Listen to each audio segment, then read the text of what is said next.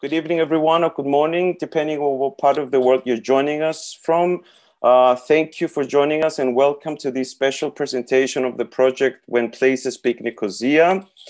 My name is Nicholas Lambouris. I'm an assistant professor of photography at Frederick University, the lab coordinator for our unit, and a member of the board of directors of the International Association of Photography and Theory.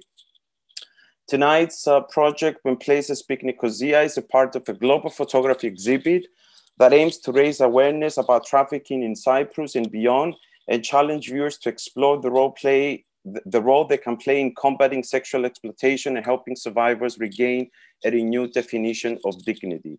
The exhibition in Cyprus is running from the 13th till 18th of December 2021 at Frederick University in Nicosia campus.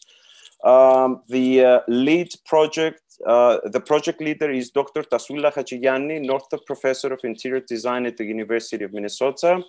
And the exhibition is produced with funding from the College of Design of the University of Minnesota. The partners in Cyprus include Frederick University, Unit Photography, Film and Media Center, the International Association of Photography and Theory, the Cyprus Refugee Council, and the Office of Combating Trafficking in Human Beings, Crime Combating Department of Cyprus Police. The photographer who worked in Cyprus to produce the images that we're going to see for the Nicosia part tonight is Hileas Zavalis. Before I introduce the other four panelists tonight, I would like to let you know, please, that tonight's presentation is being recorded.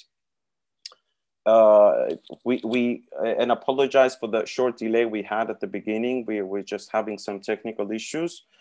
I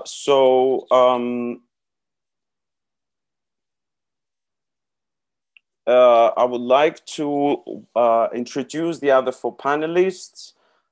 Tonight with us, we have Mrs. Natasha Frederikou, President of the Council at Frederick University, Dr. Tasulla Hajigani, Northrop Professor of Interior Design at the University of Minnesota, Mrs. Eleni Mikhail from the Office of Combating Trafficking in Human Beings, Crime Combating Department from the Cyprus Police, and Mrs. Paraskevi Zeu from the Cyprus Stop Trafficking Organization. Thank you all for joining us, and I would like to welcome Mrs. Natasha Frederikou to welcome everybody. Natasha? Thank you, Nicholas. Dear Dr. Hajigani, leader of the When Places Speak project, dear Mrs. Mikhail, head of the Cyprus Police Anti-Trafficking Unit, dear Mrs. Zeu, director of Cyprus Stop Trafficking, dear Nicholas, assistant professor from the Arts and Communication Department of our university, dear students and faculty from our university and from Minnesota University in the United States, dear friends. It is with great pleasure that today I have the honor of addressing this gathering. Central to Frederick University's goal is the empowerment of our students so that they can have a positive impact to the society. Our pledge is that we will assist each of our students to achieve the maximum of their potential and allow them to blossom. We pride ourselves to be recognized as a student-centric university. When Nicholas explained to me a few months ago the When Places Speak project and asked if we could host an exhibition here at the university, I immediately said yes for two main reasons. The first is because for us, gender equality is among our top priorities. We understand that we have a responsibility to help in any way we can in order to achieve gender equality and help end all forms of discrimination and violence against women and girls everywhere. Every year for the past 15 years, the university has been organizing seminars, public lectures, community events, forums, and workshops to raise awareness on gender equality within the university community and the general public. We believe that especially undergraduate students are at the appropriate age where they can challenge their familiar stereotypes and are ready and open to listen and experience new behaviors. We see it as a perfect opportunity for us to introduce them to different issues relating to gender equality. This is why every year we organize at least one big campaign to promote and raise awareness on gender equality, gender-based violence, and human trafficking. The second reason is because I believe that this project provides an excellent way of initiating a discussion around the topic of human trafficking. all these years that we are organizing events and campaigns, we see that unfortunately, human trafficking is not something that seems to interest the general public to the extent it should. We have been a partner with Cyprus Stop Trafficking and its amazing honorary president, Mrs. Androula Christofidou, for several years.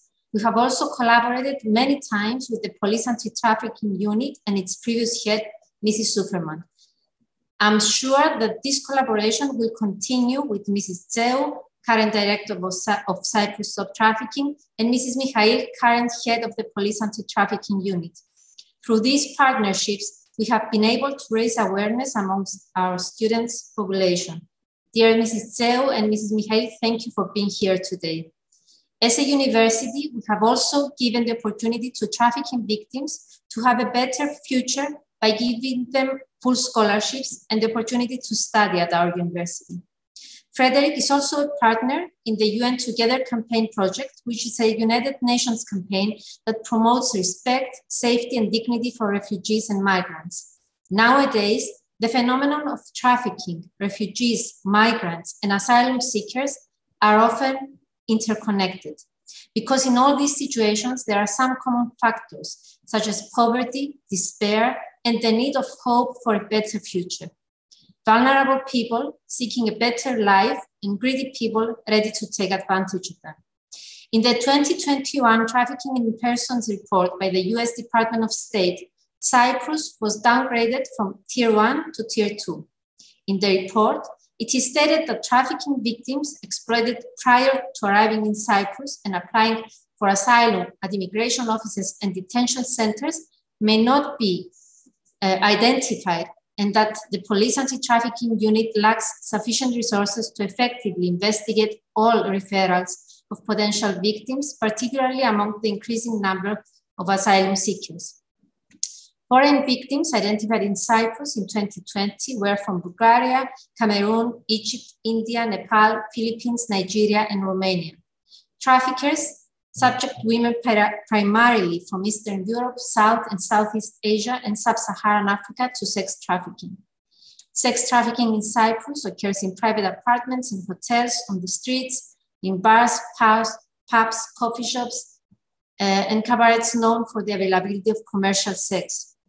Traffickers also exploit short-term tourist visas available to Ukrainian and Russian nationals to recruit young women for sex trafficking in bars and private establishments, and recruit some female sex trafficking victims with false promises of marriage or work as barmaids or hostesses. Despite all this, what is highlighted in the report is the fact that in the past 3 years, there has been no conviction in our country of anyone under the sex trafficking law, while there has been an unacceptable delay in the courts for trafficking cases. It seems that neither the government nor we as individuals understand the urgency or the seriousness of the situation. When Places Speak is an excellent project which provides an opportunity to start a discussion on the issue. By presenting places associated with trafficking, by exposing people of a particular country to familiar images, their own neighborhoods, I believe it makes this unseen crime real. The pandemic, of course, made this problem even more invisible and underground. We now see that the recruitment is done through online pages and social media platforms. Customers buy victims online and payments are made online. So more focus is needed on the training of police officers in order to be able to investigate these cases. We realize that in order to see changes, in order to combat this serious crime, political will is needed. But I believe that well-informed individuals can push for change. We need to start seeing human trafficking as an organized crime and the multi-billion-dollar sale of people. We need to realize that it is a crime which is fueled by demand. We know that we all have a role to play. Our personal attitudes, perceptions, and actions are vital to fighting the problem. Projects like When Places Speak will be for a number of people the beginning for questioning, for reflection, for the need to learn more, and at the end of the day, the need to do more. At this point, I would like to thank Mr. Nicholas Lambouris, Assistant Professor in the Arts and Communications Department of our university, who collaborated with Dr. Haggiani and helped bringing this amazing project to our university and for co-curating the exhibit, which is presented to our students in the Nicosia campus this whole week. Lastly, I would like to thank Dr. Tasulla Hachiyani, leader of When Places Speak, for initiating this very important project and for showing us that everyone from every discipline and every background can make a real difference. Thank you, Tasulla, and I look forward to hearing the rest of the panelists. Thank you. Thank you, Mrs. Frederico. I would like to sort of say a couple of things on that. Mrs. Frederico has always been very sort of forefront on this issue and very active on this issue, and has been collaborating with organizations both locally and internationally. I want to correct an omission here due to the fact of trying to solve these technical issues. I would like to thank both Mrs. Frederico for her interest to sort of bring the project at Frederick University and engage students and faculty with this, but also and primarily Dr. Hachiyani for contacting me and working with me for the past month to bring this project here in Cyprus. So the floor is yours, Mrs. Hachiyani, if you want to introduce and talk presentation. Thank you.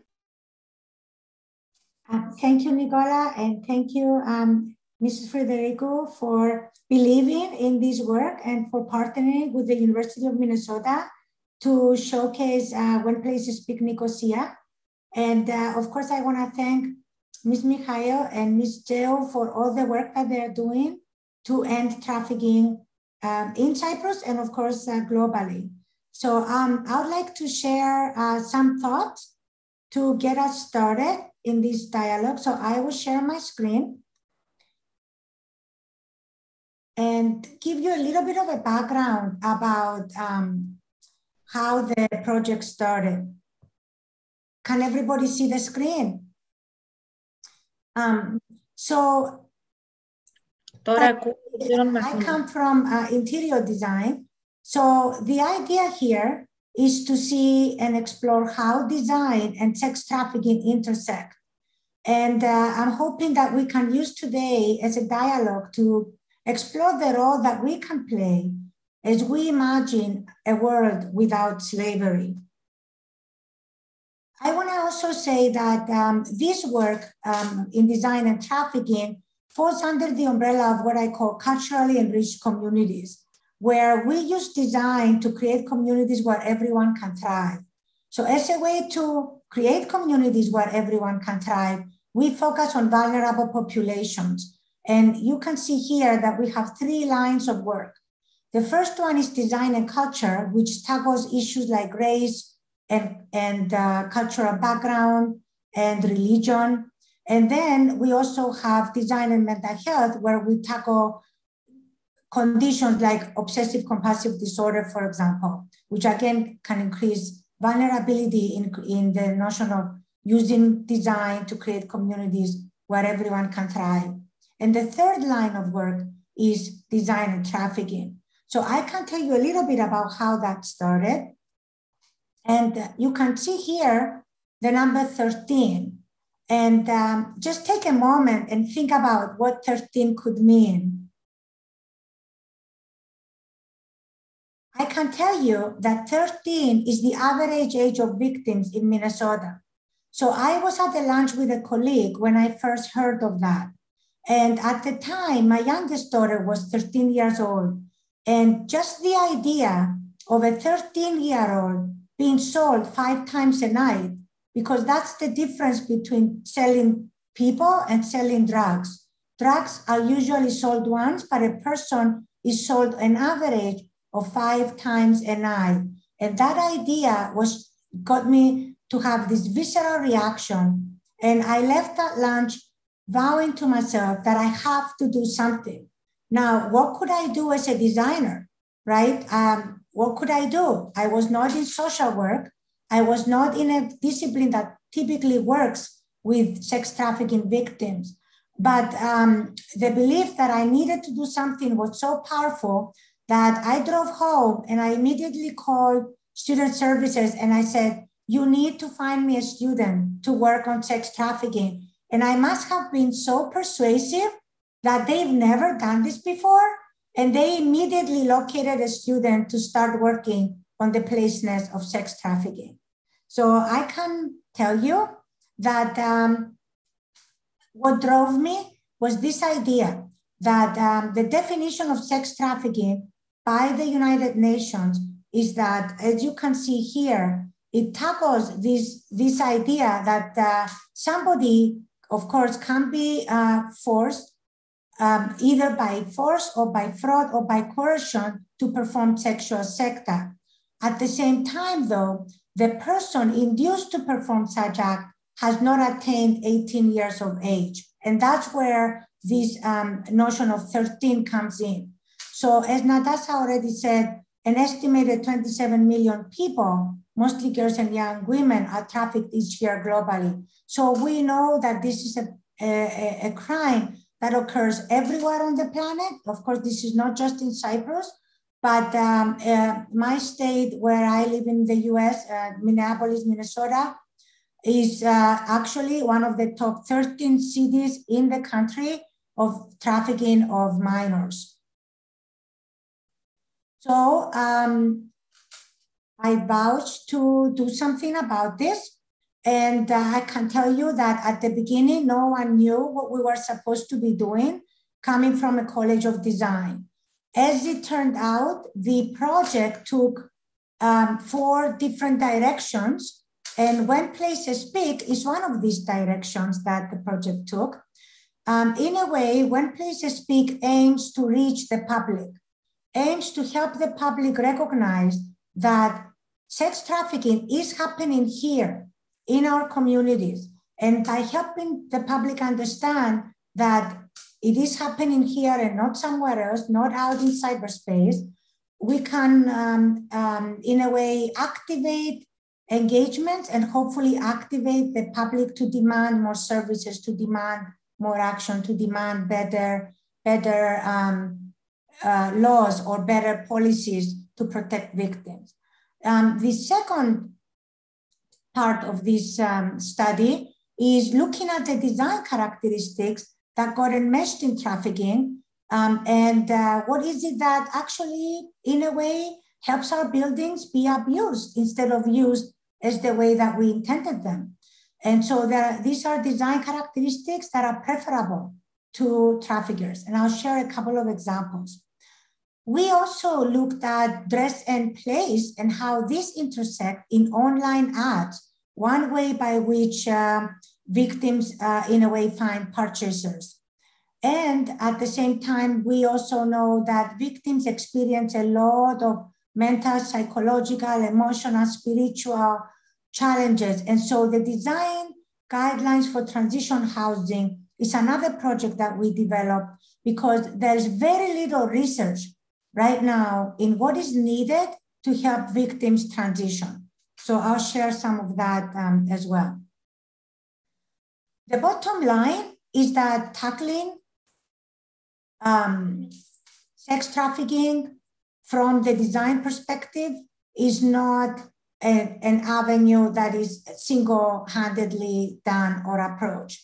It's a collaborative endeavor. It takes multiple sectors, multiple agencies, multiple disciplines coming together. So we know from our side that we can be helpful in both prevention and healing. There's a lot of different types of places that get enmeshed in trafficking, from gas stations to hotels to airports, to homes, residential environments, to hospitals, to massage parlors, to parks, to bars, to truck stops, to malls. And of course, all of these different sectors that come in, from law enforcement to education, to policymakers, to funders, to designers, to faith leaders, to employers, to people, citizens in the community, to the healthcare sector. I want to share with you a couple of examples of what we found in terms of the design characteristics, because they help you start to see buildings in a different light and in a different way. We know that sex trafficking is happening in motion. It's one of the ways to keep victims controlled, is to keep them disoriented.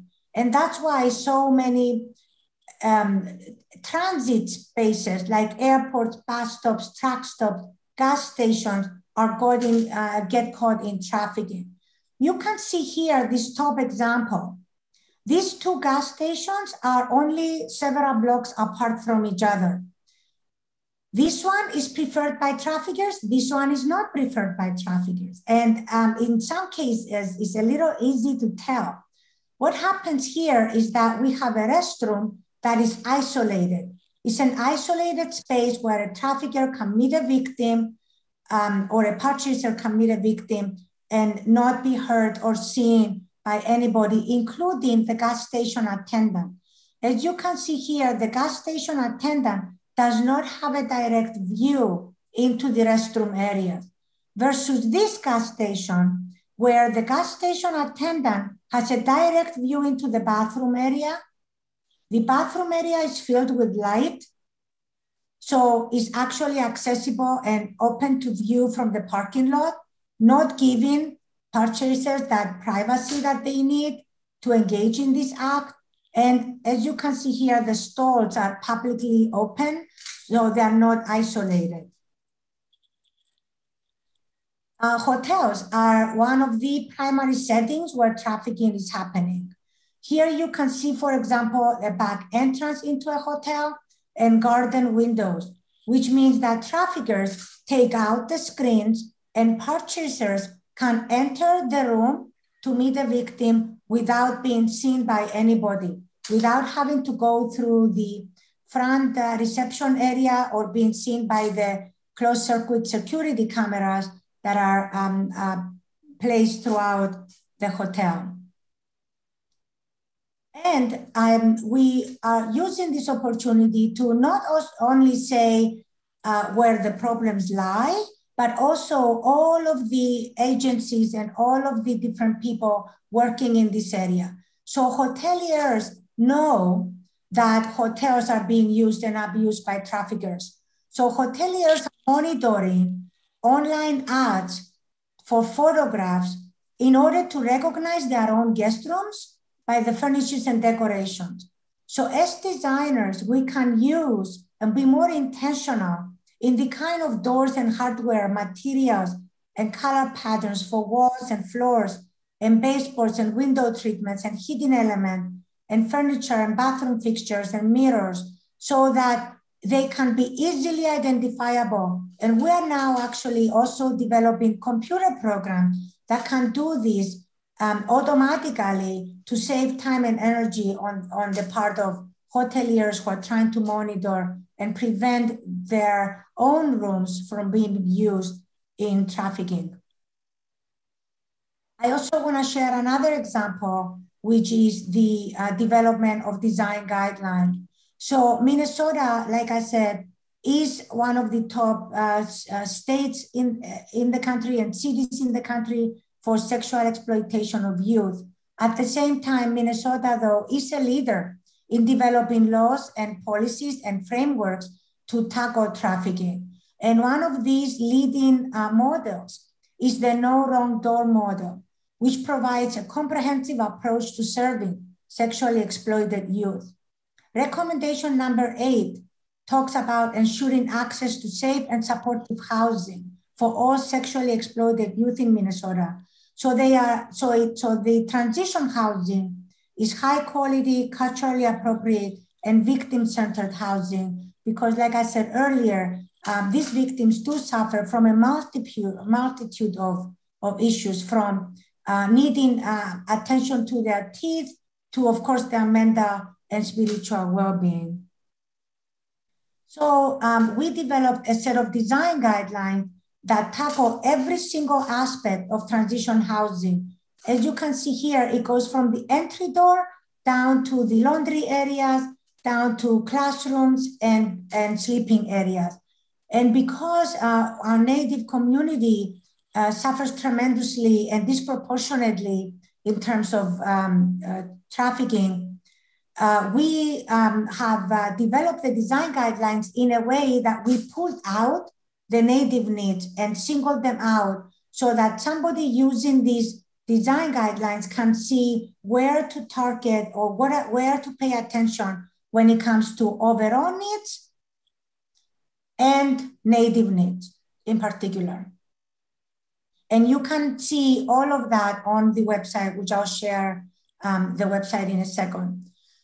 So When Places Speak aims to give a different lens to look at the problem of trafficking. We want to have another story to the story of the victims, to amplify the message that sex trafficking is happening right here in our communities, and we all have a role to play in combating trafficking. The vision is to turn When Places Speak global. So it started in Minneapolis, expanded to Los Angeles and North Dakota, then Cebu City in the Philippines, and now we're thrilled to see When Places Speak Nicosia happening. So if you're listening and you want to feature your own city or your own area, let us know and we can partner on that. I'm very excited to share that New York City and Kansas are now in the process of developing their own When Places Speak exhibits.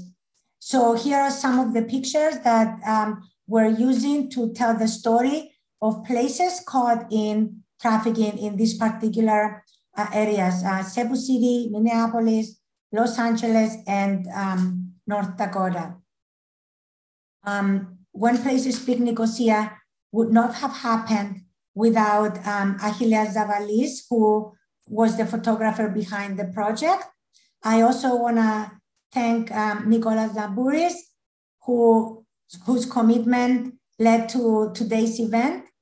And I also want to thank our partners, the Cyprus Refugee Council, the Office of Combating Trafficking in Human Beings, the Crime Combating Department of our Cyprus Police, who again, without them, this project wouldn't have happened, Frederick University, and the International Association of Photography and Theory, and Cyprus Stop Trafficking. And I want to thank all of these organizations for their commitment to stop trafficking and to make trafficking a visible crime, because it is mostly invisible in the places where it is happening. And I want to leave you with the designagainsttrafficking.com website, so you can go and get more information. You can see the When Places Speak exhibits, you can see the design guidelines, and you can see resources and more information on how design can play a role in ending modern day slavery. And my email is also here as well for more information. And I would like to pass these on to Eleni Mikhail, who is gonna tell us more about sex trafficking in Cyprus. Thank you, Dr. Hagyianni. Ms. Eleni Mikhail is from the Office of Combating Trafficking in Human Beings from the Cyprus Police. Mrs. Mikhail, the floor is yours. Thank you very much, Nicola. Dear audience, I would like to start by expressing my gratitude, especially to Mrs. Hagyianni and her team for organizing this important event, Where Places Speak. It's really an extraordinary and innovative event to give awareness to our society.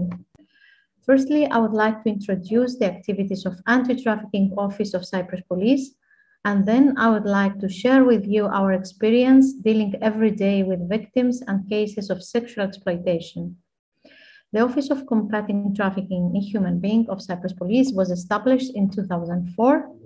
Since March 2015, the office has been operating to investigate THP cases all over Cyprus. The role, competencies, and responsibility of the office include a wide range of activity to prevent, to combat the phenomenon, as well as protect and provide safety and support to the victims. Our office is the competent authority for identifying trafficking victims and for the prosecution of perpetrators. Trafficking in human beings in Cyprus is covered by the specific law, which is in line with the European acquis, the European directives, and United Nations Protocol and the European Convention on Trafficking in Person. The new legislation has been modified several times by now. The last one was in 2019 by increasing penalties and criminalizing the purchase of victim services. Despite the fact that we are a law enforcement authority, our focus is to have a victim-centered approach and to achieve this through close cooperation with other stakeholders, such as social welfare services, mental health services, and NGO, especially Cyprus Stop Trafficking. Taking a step forward in July 2020, in the middle of the COVID pandemic, Cyprus police established a special designed house for conducting interview with victims and potential victims of trafficking in a friendly and comfortable way. Moreover, in March 2021, a hotline 1497 was created to receive information related to human trafficking anonymously. The line is available on a 24/7 basis. Now regarding the statistics. In 2020, we had 11 cases of THP, among which 5 for sexual exploitation. We recognize 25 persons as a victim, among which 9 for sexual exploitation. And in 2021, we had 13 cases of THP, among which 6 for sexual exploitation. Regarding identified victim, we had 21 up to date, and among them, 11 for sexual exploitation. It is remarkable that we have a significant increase in Cypriot victims as well. As we understand, the photos of the places in this event are a crucial element to show how close those places are to us. These photos are equally vital to us during the investigation of the case, because it can be used as evidence for the court. They provide information about the offense of trafficking, sexual or labor, and crucial information regarding poor living condition, forming a place as a brother, many bank bets on a location. The photo let the court experience and understand the whereabouts of the crime and the horrendous condition the victim are found in. Moreover, hits such as multiple cameras on a location, an appropriate colored light, and multiple locks on door can only be portrayed by this photographic evidence. In conclusion, let me stress again the mode of the event. If we want to fight human trafficking and sexual exploitation of people, we have to give voice to places to speak. Once again, I would like to thank the organizer for all the work they have done and are doing to eliminate sexual exploitation. Thank you for your attention. Thank you very much, Mrs. Mihail. That was very interesting, and a very interesting point that we can take up later on at the Q&A session about how photography, besides its use in the art project, like Dr. Hagyianni has been doing, is an essential part as a visual evidence, and that's very important. Thank you again. So we move on to Mrs. Paraskevitseu from the Cyprus Stop Trafficking Organization. Mrs. Zeu, thank you. Thank you for the invitation, and I would like to thank you for organizing all this. Till now, all are what I hear was very important. It was something new for me to see how the design, how these photos can help to recognize the place that a victim was held, to recognize the places that trafficking is happening. Cyprus Stop Trafficking is an organization that is helping victims. At the moment, we have 3 shelters, one for women that are sex trafficking victims, one for men that are from labor victims, and one other shelter with potential victims, young mothers with babies, which we support in order not to become a victim. It was somehow the prevention of being a victim. Now, what we are interested more is the victims that they are sexually abused.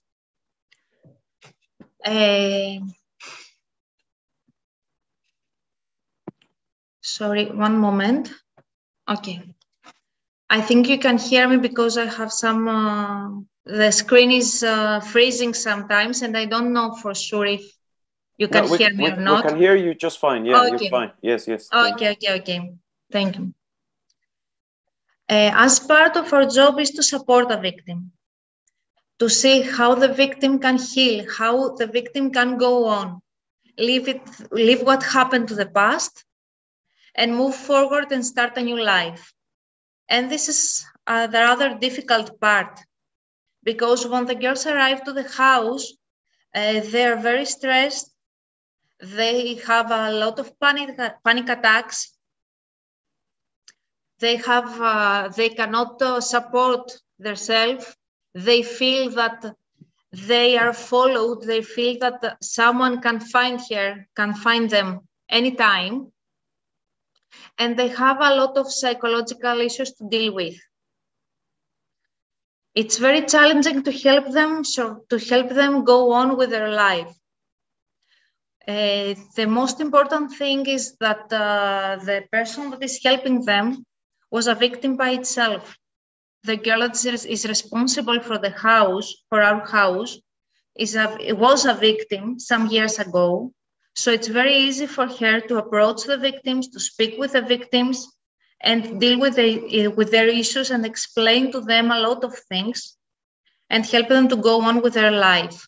We are proud to see some girls going to study, to have some dreams, to have some things to do, to know that they can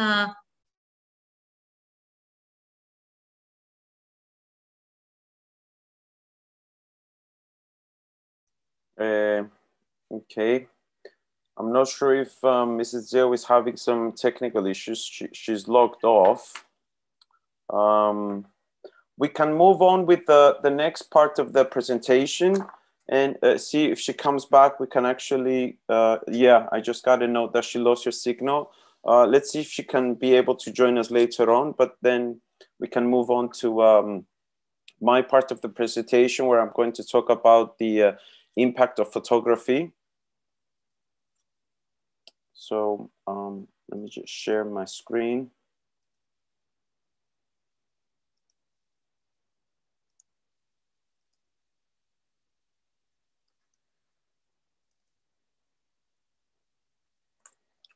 All right.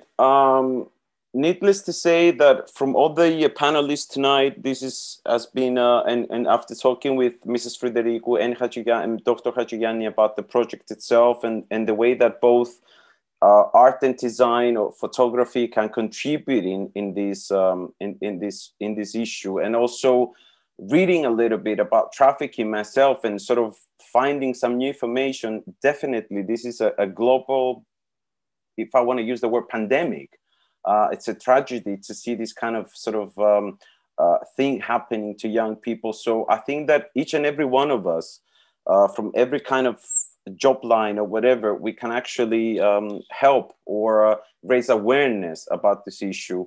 And from my part, I want to talk about how photography is an agent for social change. So I'm going to start with this question: whether can photography change the world? And I'm going to show you an image that I blurred on purpose. I think this is an image that probably we've all seen in 2015. I've blurred it on purpose because I find it extremely disturbing, even though it has been mediated and reproduced in media hundreds of times. This is a photograph by Nulerev Denmir, a Turkish photojournalist. So in September 2015, one image dominated newsstands. The picture, which has come to be known as Death of Ala Kurdi, showed the dead body of a 3-year-old Syrian refugee washed up on a Turkish beach. Publications rushed to post it on their front pages, and it spread at lightning speed online. Suddenly, the devastation of the Syrian war was visible in a way that it hadn't been before. There's no formula for measuring a picture's impact, but there was a discernible shift. The image stirred empathy and urgency amongst politicians and the public. The refugee crisis became a central focus in the 2015 federal elections in Canada, the country that Alan and his family were initially hoping to reach, and the charity, the Migrant Offshore Aid Station, saw donations soar 24 hours after the first publication of the photograph. The boy's aunt is quoted as saying, "It was something about that picture. God put the light on that picture to wake up the world." So it is impossible to look at a picture taken by Nulerev Denmir without wanting to know the human story behind it. That is the power of compelling photography. A picture can make one person's experience visible, even accessible to others. More and more photographers are harnessing this social change, creating dedicated projects to break down social barriers. And this, I have to say, is actually a picture that was taken from, obviously, the context or the genre of photojournalism or documentary photography. And continuing with that idea, I'm presenting a few images here from 2021 Times Top 100 Photos, which is another way that we as the public, not artists, not producers of images, not photographers, but we as public, as consumers of images, we've come accustomed to see somehow desensitized on a daily basis. So these are some images. The top right, left image, is a woman who just lost her husband on the COVID-19 pandemic. On the right next to it, on the right, we see a girl in Gaza when the ceasefire had begun.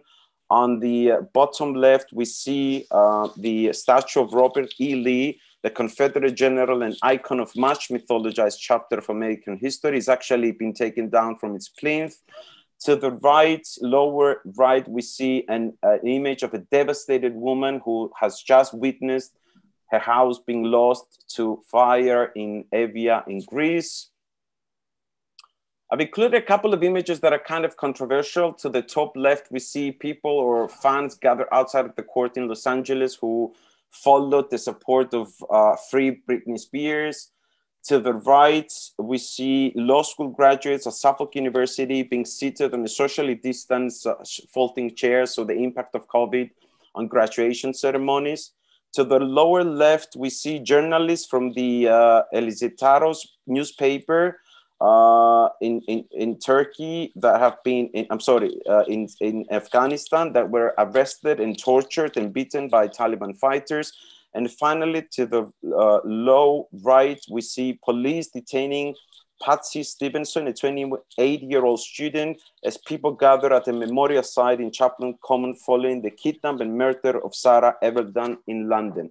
So these are images that, however sort of mosaic they look, they sort of point us as audience, as consumers of Instagram images and digital media platforms, as we consume these daily images of mediated photographs that the newsstands and media channels produce. And to go back to, we witness the trauma of these people, and we witness the political aspect. For example, the thing with the statues that's happening, started in the States and actually is becoming global. Issues such as, even sort of superficial, if I want to use that word, with but still that point to some kind of a gender issue with Britney Spears, the impact, the solemn impact of COVID, the loss of freedom in different countries.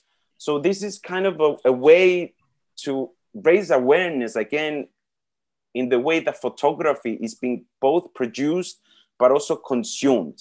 And the way that media are using, sometimes exploiting people's tragedies around the world to actually produce these sensualized kind of images online. So what is being proposed here by Dr. Hatζηγιάννη and by other artists, and when places speak is something like that, is socially engaged photography. Socially engaged photography encompasses projects in which artists and/or photographers and communities or individuals come together to co-author or co-produce visual representations of the world around us. This process, the process behind the work produced, is often as important as the final photographic work, and projects are often reliant on collaboration and discussion. And I think When Places Speak is a great example of that, of how design, photography, the collaboration between people or key people in a city, much in this case, such as Mrs. Michail and Mrs. J, who work in key points in organizations in Cyprus, actually come together to form a network, if you like, that through these visuals, through these photographs, we can actually make some change. So these works challenge conventional approaches of photographic representation and reflect multiple voices about a particular social, political, economical, historical, or environmental issue. Striving to stimulate political and social change, artists will often document, record, stage sometimes images, work with photographic archives, use textual or historical references, or create a subversive visual vocabulary in proposing alternative readings. Something very interesting in the way that photography can actually, if you like, slow down things and direct people into different kind of readings, metaphorical readings of a problem or an event. So socially engaged photography raises questions. How can photography bear witness to the ways of life and events of the world? What are the ways that photographers or artists record and document people's lives and events? What are the challenges of documenting human experiences? What are the ethical repercussions and the ethical codes, if you like, for the journalists or artists who actually go into places of trauma, let's say the Middle East or Afghanistan, to actually document people dying, document people being shot? How do photographers move away from a practice that implies the loss of the documentary power of photography? In other words, how do we just simply stop recording what we see? I'm sorry, but we approach photography as an approach that utilizes art strategies to maintain the social relevance of the photograph. How can socially engaged photographic projects contribute to a more substantial understanding of the world? So different kind of readings and different kind of images that sort of instigate diverse readings of an event. And finally, as digital media have become the most immediate carriers of information, and I also put visual in parentheses here, how can art photography create new contexts within these channels? So I was reading this, preparing for this lecture, I found this very interesting fact that 95 million photos are shared on Instagram every day. So no doubt that these digital media have become the way that we're being bombarded with visual information. So if we sort of open up these new channels where we visit a museum or we visit a gallery, or even take these things in a different kind of context, create a digital exhibition and look at photography and visuals in a completely different way rather than as a scroll feed on our screens, we can help people, we can help society, or we can contribute, if you like, to a different reading on human condition. And finally, I want to close this short presentation on the work of Achilleas Zavallis, who is the Cypriot photographer who worked on When Places Speak Nicosia. I want to say a couple of things about him. Zavallis is a visual storyteller interested in exploring how geography, the environment, and resource scarcity affect and interact with conflict and migration patterns in the Mediterranean basin. Growing up between Europe and the Middle East, he specializes in in-depth coverage of conflicts and migration waves in the wider region, and has dedicated his career to exploring these issues and trying to better understand how seemingly unrelated events interact with each other. I think when Dr. Hatζηγιάννη invited him to work on Cyprus or in Nicosia, and when Dr. Hatζηγιάννη sent his images over to me, and these are some of the images that he produced in Nicosia, it's very interesting for us to see as audiences, as member of the audience, these very familiar places and very familiar or stereotypical landscapes in the city of Nicosia that through the lens of photography, through the highlight, if you like, of the photographic lens, they become attached to a completely different sort of meaning, to an event that we know that somebody there has been abused or stolen or trafficked, a young person. We can recognize some of the buildings in the old part of Nicosia that we drive by or walk by every day, yet with Achilleas' very sort of sensitive kind of black and white tonality and lighting, they become these very solemn places as silent witnesses of this tragedy. The interior of cheap hotels, the entrance of a club, immediately recognizable, or even details, the way he's photographing these lights in a sort of broken window blind, or this sort of tacky kind of mirrored atlas. He has this fantastic sensibility, this very fragile sensibility in recording these places that, again, they're at once very familiar and very common to our everyday language as spaces, but yet in the context of when places speak, become these very important signifiers that can actually awaken us and make us think about this huge problem that's happening around us. And I think this is the power of photography.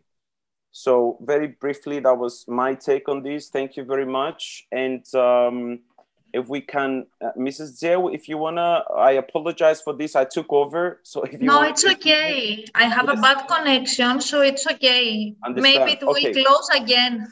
Oh, all right. Do you want to continue your presentation, or are you fine with that? Yes, it will be nice, because I feel that now I can hear better, because before it was the screen was freezing. I didn't know that you can hear me, what's going on. It was really strange.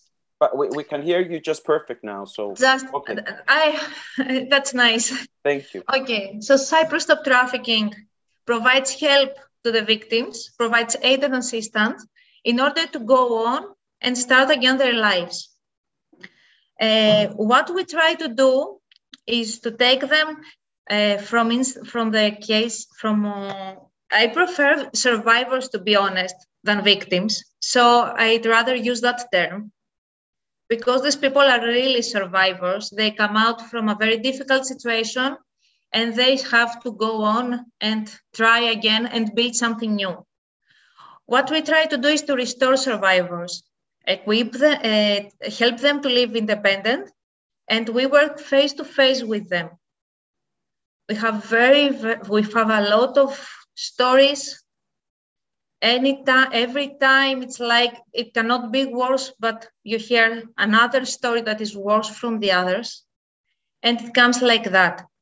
We try to provide care to every person. We cooperate with the police and social welfare office, as well as with other NGOs too, in order to provide a better environment for them.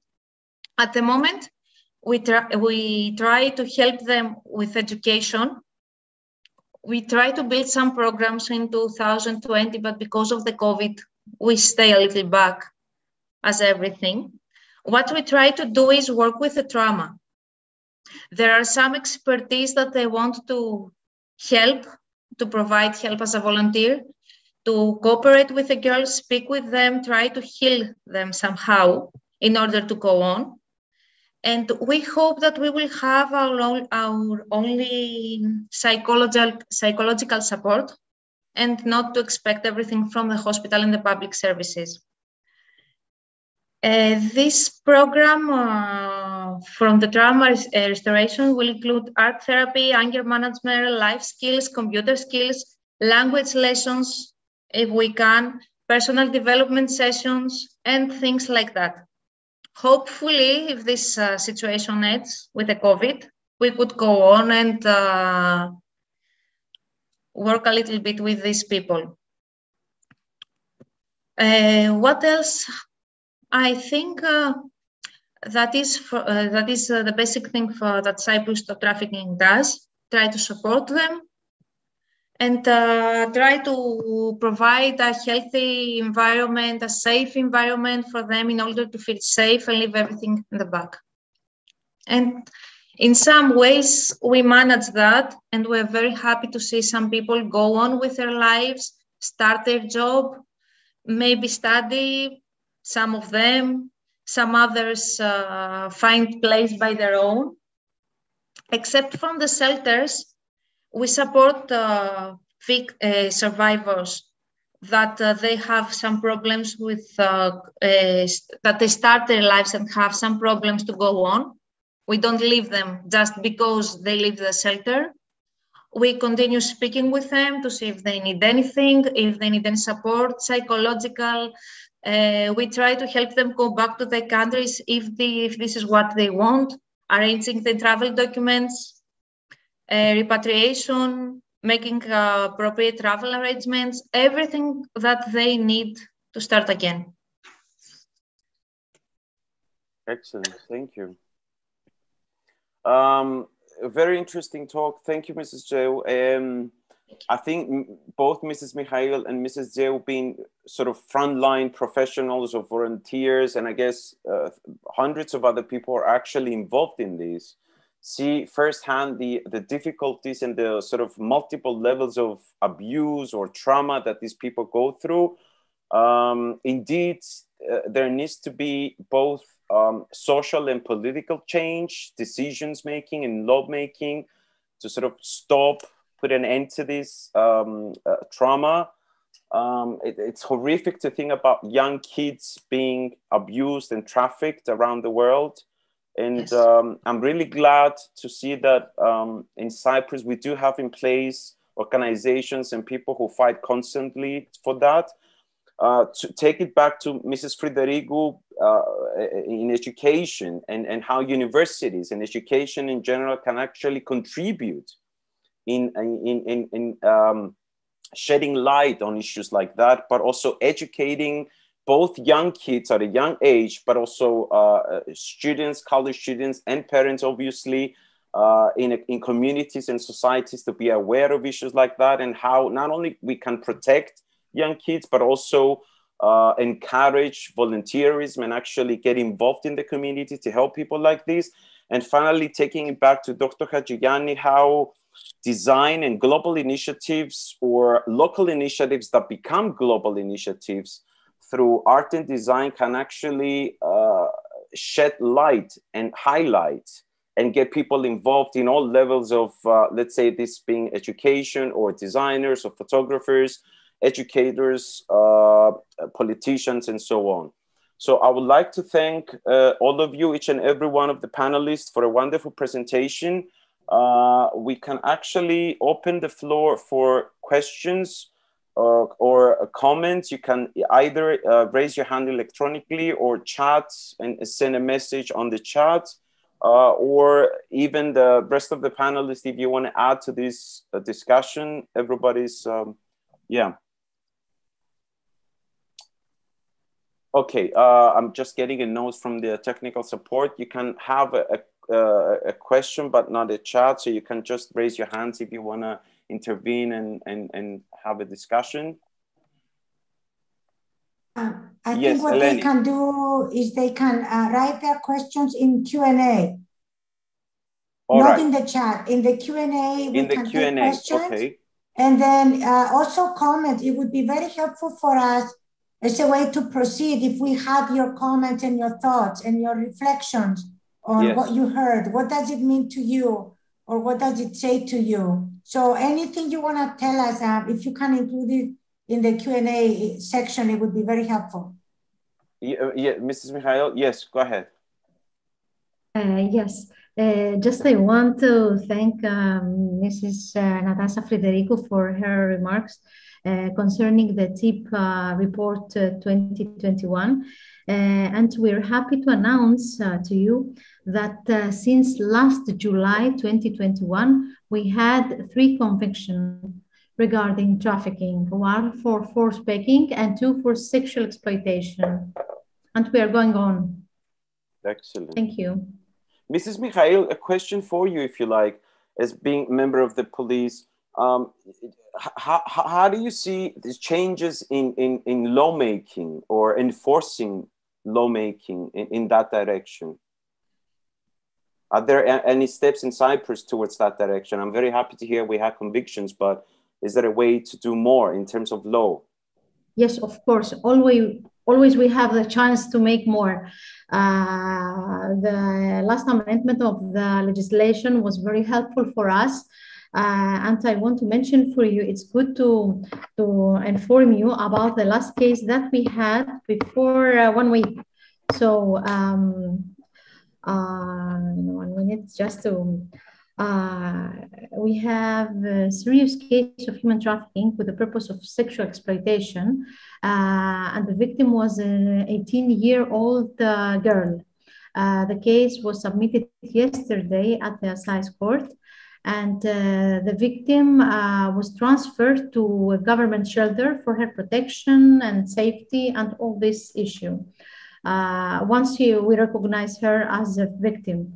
The perpetrator were part of organized crime group, and one of them was also charged for the offense of using sexual services as a custom from a victim. As I mentioned before, in 2019, we modified our legislation and we added article for the criminalization of demanding, receiving, or using victim services regarding sexual issue nature. Excellent, thank you. That's great news, thank you. Dr. Hachigani, you wanted to add to that before? No? Okay. Just waiting here to see if there's any comments or questions.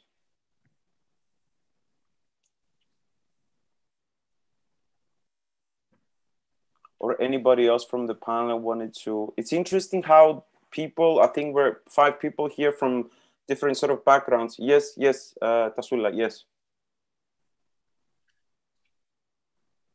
You're muted.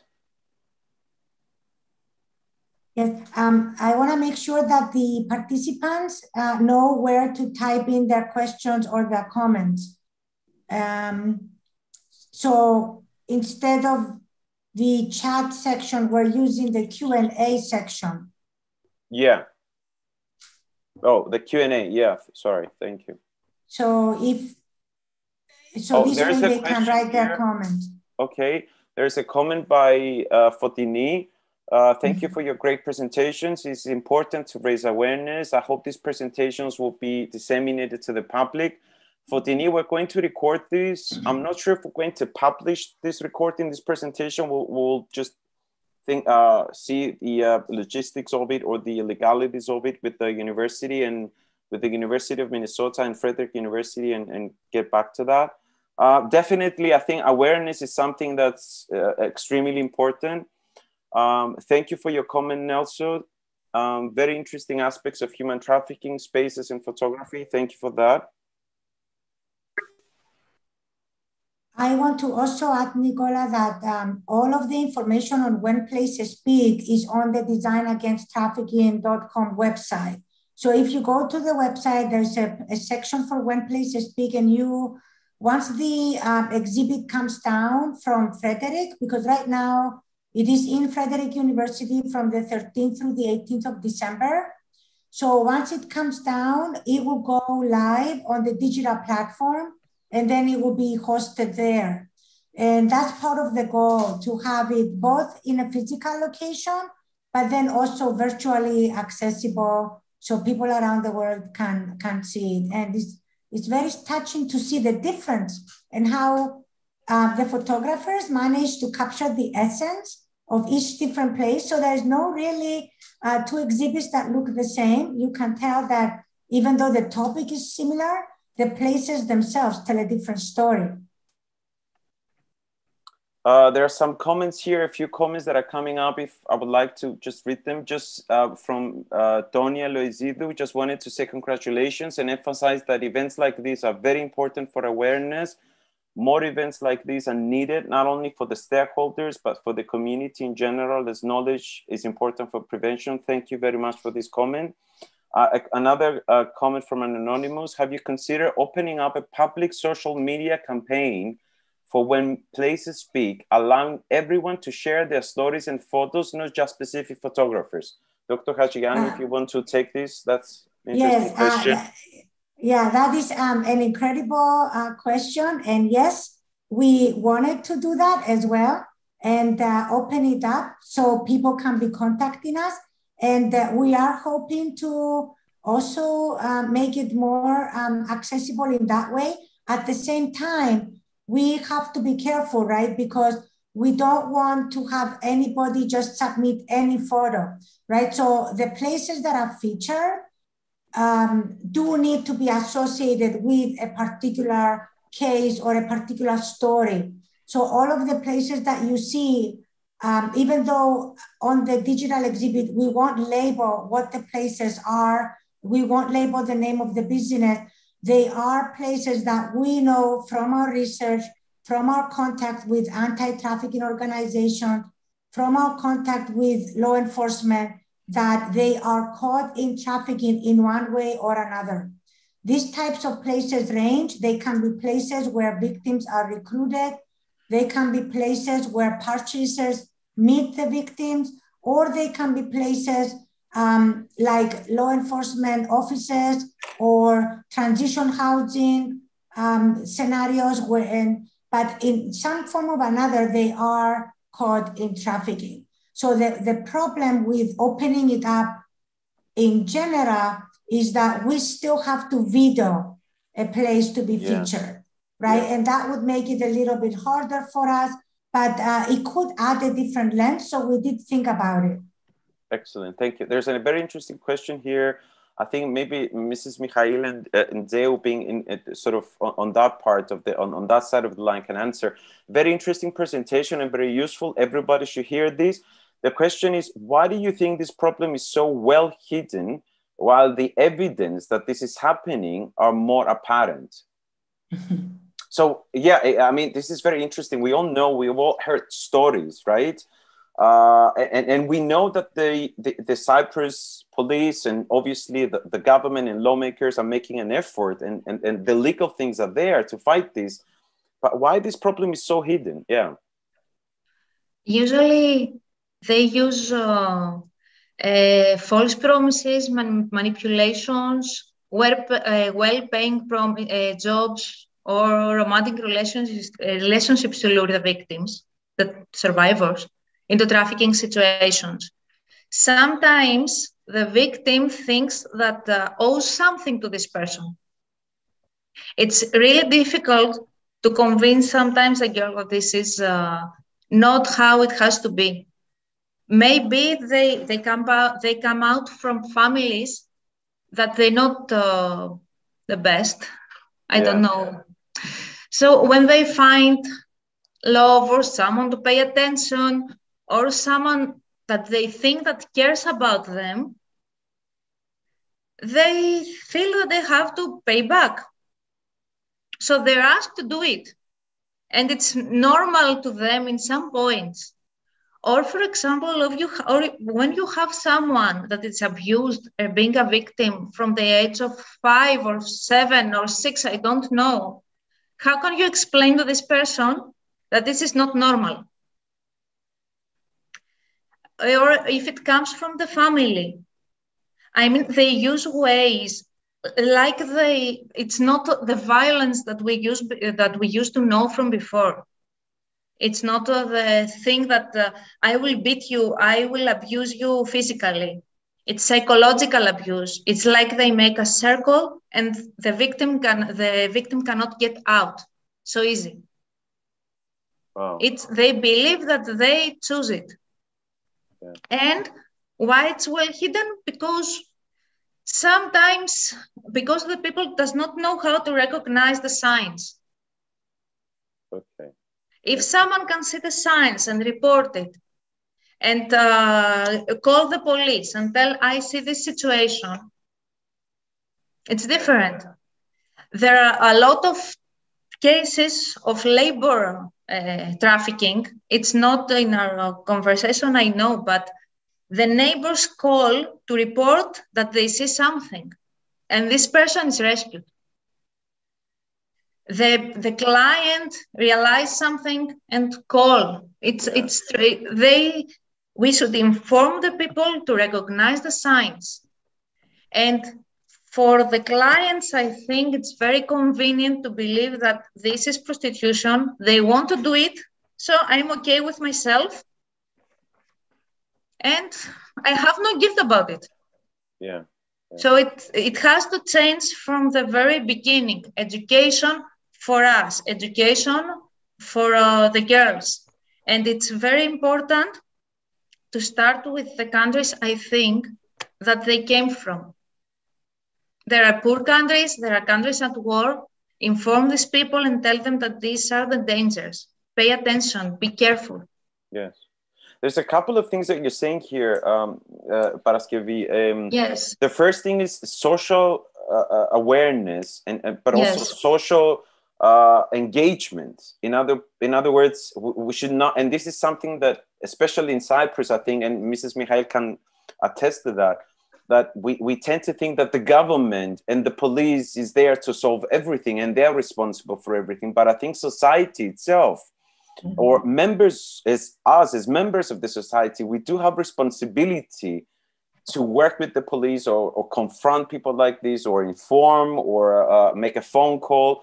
And so we have to become active citizens of this group, of this social group. That's the one thing. Exactly. The other thing that you talked about sort of the labels, in a way, if you like, of saying that these people came from other countries. Yes, but we do see people. You've mentioned before that we started to see Cypriot people being involved in trafficking. And this, it has nothing to do, it goes without, outside of borders of any racial or national sort of identity. It's a global issue and a global pandemic, if you like. And I think it goes again back to what I said before about being parts of this global society that we work together. Yeah. The problem is that they don't recognize the problem as a problem that is happening here. It's somewhere away. It's not inside my house, so it does not bother me. But that's wrong, because later it can bother you. It can be someone from your family. Why this is difficult? This is so scary, because at my first talk with Mrs. Frederick, because as I said before, she is an activist on this issue. These are the exact words that she told me as well about a month ago when we talked about this. She said that in Cyprus, we talked about college students being informed about this, and she repeated those same words, that it doesn't happen here. It doesn't concern us. Yes. Yeah, this is a big problem. This is alarming to hear. It is happening. I mean, someone can go to another country, or someone can go to do a very promising job, and suddenly ends up in trafficking, being trafficked. Why this cannot happen to anyone? Yes, they can promise you that you can study. They can promise anything. It's a network, yeah. It's a network. Yeah. I can promise someone that I can help him study, come to my university, and you will have this and this and this. And these people can come from every family, from any country. Why? It's just something that's happening to people that they are not here. But so it's happening. We have to see it. Yeah, it's a stereotype that we have to fight. Yes, exactly. Mrs. Frederico, yes, go ahead. Yes, I just wanted to say that I'm very glad that I heard that there is a helpline and that Mrs. Mihail mentioned. But I think we all said is that we need to raise awareness and help people see the signs, but most importantly, help people be compassionate and care about this issue. I mean, I'm not very optimistic, because since the pandemic began, I've read that an additional 47 million women around the world are expected to slip into extreme poverty. And as we know, trafficking thrives and expands on poverty and vulnerability. So I think it is certain that women and girls will be specifically targeted by traffickers after the pandemic. And it will be extremely difficult for them to refuse false job advertisements or other methods used by traffickers under these conditions. So I'm not very optimistic, but I just wanted to point this out, because we need to be more active and become more aware of this. And Natasha, I want to add to what you're saying, because one of the vulnerable populations now during COVID is sex workers. And I know that they do not fall in sex workers, but it is a similar kind of work. So what do you do when, to be safe, you need to be physically distance and right, not come into engagement with other people. And this is what's happening, right? So purchasers will go to meet victims because they are so vulnerable, even during the pandemic. So the pandemic is a concern, not just because of the fact that women are becoming more vulnerable and children, but at the same time, because of the conditions under which that this work is being carried out. And to respond to the question about why it's hidden, some of the issue is, of course, the words that we use, right? So nobody likes to talk about sex, and it is sex trafficking. And if you start to take out the word sex and only use the word trafficking, it doesn't really capture, as we said, all of the problems associated with this victim. So in the US, we're now shifting away from using the word trafficking because we feel that the word trafficking does not really describe what is happening in the lives of these victims. And that's why they want to be more explicit, and they call it sexual exploitation, right? Because then it gives you a picture of what is actually happening. And I want to give the floor to Eleni because she has something to say. And there were some questions, Eleni. Yes. Also, I want to thank you very much for your remark. Thank you. They're asking you about convictions and the numbers in the Q&A. Just I want to add something. Of course, the pandemic changed our life. And the way that we face this phenomenon, restriction measure, restriction of movement, limited information from NGO and social welfare services made our task, of course, difficult. And now we have a new trend, online recruiting and grooming of victims, and this is very important. It's difficult to follow up all this procedure.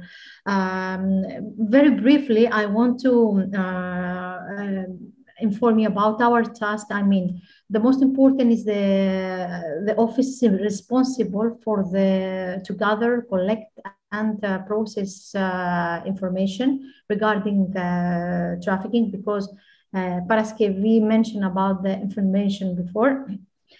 And we have a specific database where all information related to THP is recorded. And this information update if we have further new information. The cases, the victim now. When we have a referral regarding potential victim or victim, we inform them about their rights. The victim receives the services and benefits as specified in the law. They receive immediate support and assistance, including housing if it's required. And it's important to mention that social welfare services are available 24/7, as well as the NGOs that we are cooperate with them. The most important is the safety of the victims and support them during all the procedure, from the first minute that we have an interview with them till the finishing of the case, if we have. Mrs. Mikhail, I have some comments or questions to read to everybody, but listening to you, I just wanted to say that I think sometimes a society in Cyprus is where we forget to think and recognize and acknowledge the work that people like you or your department or like Paraskevi do. We do have people who do care, put the time and effort 24/7 to help these people. And I think this is something that we have to acknowledge as a society and sort of mimic on that we can become active citizens. I just want to read a couple of the comments and questions here. One from Mrs. Loizidou. It is important to mention that the multidisciplinary team for combating trafficking in human beings, which is led by the Ministry of Interior and has representatives from all relevant departments and some NGOs. It is the process of preparing an informative video and a leaflet with information of trafficking. I think it's in the process. I'm sorry. So that's very good. That's very underway this. Excellent, excellent. And also another comment, most people don't make it, for most people, it doesn't make any difference between prostitution and victims of trafficking. Victims don't know they're victims. They're carrying too much culpability. This is true. Exactly. Yeah, if you care to comment on that, yeah. Yes, this is true, of course. The victim, of course, don't know that they are victim, and we try a lot to explain to them their situation. Our office is staffed by 13 qualified and expert personnel who is responsible for contacting, interview with the victims and potential victims. And it's important to say that we have referral not only from social welfare services and NGO, but we can find a potential victim during our police operation. This is why it's very important to analyze the information and to contact this operation with other the department within the police or outside the police. Now it's underway a joint investigation team with 3 other countries, European countries, regarding a case of forced marriage. So we are going to lead this JIT with the law office and our office. Excellent. There's another couple of comments I want to read here. The most common conception is that prostitution is a choice. Shouldn't we do more to educate people, understand that prostitution is never a choice? It implies factors of poverty, abuse, or even political unrest. I totally agree with that. I mean, yes, I think if I want to start by making my own comments, I think that talking to my own students here at the university during a break at the cafeteria and talking about social issues, or even in class sometimes, that we do, especially at the art and design department here at Frederick University, we do have projects that are socially aware or socially engaged in terms of graphic design or interior design and so on. I think I'm glad to say that, yeah, younger generations are very much more sensitive or aware of this issue or this word prostitution. And I guess, yes, we do have to work more into educating people and understanding that prostitution is indeed, yeah, never a choice. Yeah, if anybody wants to add to that, yes. There's another comment, and I think we're sort of going towards closing. Really wonderful research and an important initiative. Thank you. We're blessed to have people like this assembly who drive such projects forward. It could be powerful to print these images in public spaces throughout Cyprus, to notify and confront the populace of these narratives in the associated places and beyond, especially a partnership with large-scale places such as airport, etc. Dr. Haggiani, you care to maybe address that? That's an interesting proposal, having these interesting images at airports, yeah.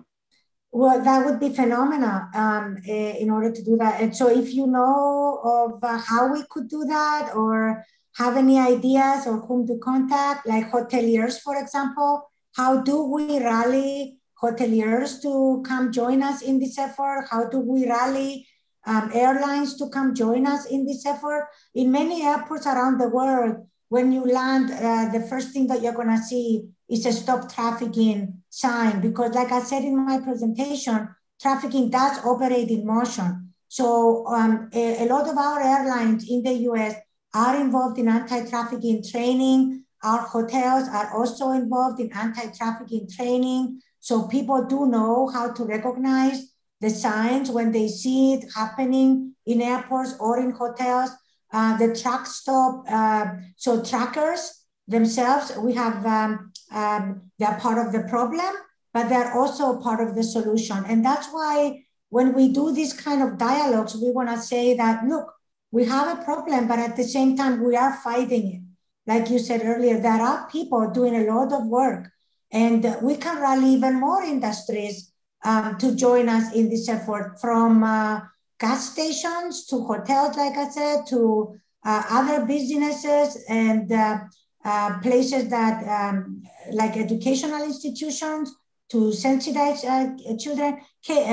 High schools and lyceums are one of the audiences that we were hoping to reach, because you want to reach youth before they become 18, so they are so that they are not vulnerable themselves, but also that they are more aware. So if any of our listeners have a way to connect with youth organizations or educators in Cyprus, let us know. And we do have funding in place to continue the project in Cyprus. So again, if you have a student or ideas, definitely let us know, and we will be more than happy to continue beyond this conversation.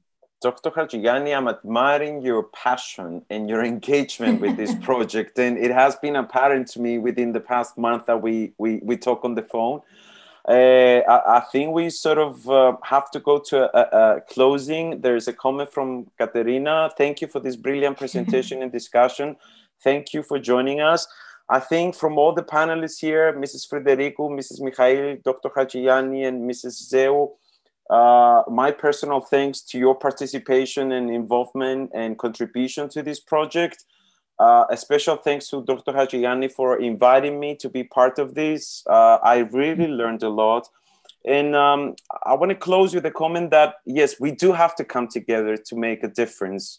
And we do have to acknowledge these issues, but we do have, like Dr. Hachigani said, I think that if we work together, there are things that we can achieve. We can be part of the solution as well.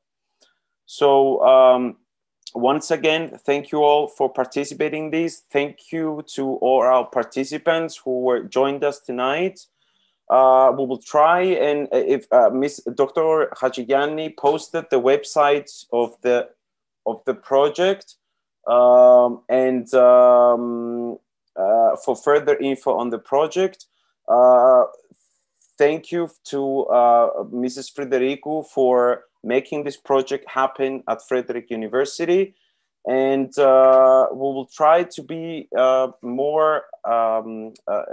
post some more information in the next couple of weeks at the website of University of Minnesota and Frederick University. Before I close, if any of the other panelists wants to add to the closing remarks, Mrs. Frederico. I think Natasha wanted to say something. Yes. I think Natasha wanted.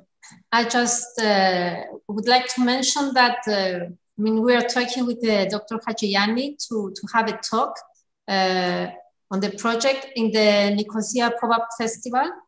So when we have the dates, we will post it on our website and our Facebook page, so people can have a look at it and come at the Pop-Up Festival as well. Excellent. Thank you. Once again, thank you all. Thank you to the panelists. Thank you to the attendants tonight. Have a good night. Thank you. Bye all. Thank you, everyone.